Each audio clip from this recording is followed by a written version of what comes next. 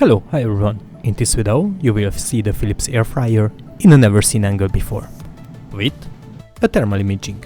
So in the thermal imaging you can already see that the outside of the boundary of the airfryer, that Philips Airfryer, it's around 70 degrees in Celsius, and we have adjusted to 180 degrees of Celsius, and we are cooking, baking, staking a steak inside.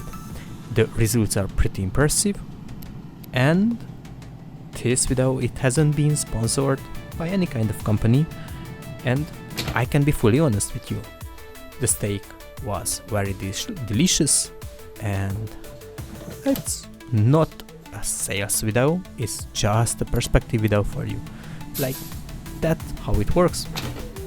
The fryer, it's isolated, and it's really interesting to see what is happening inside. Thank you for watching.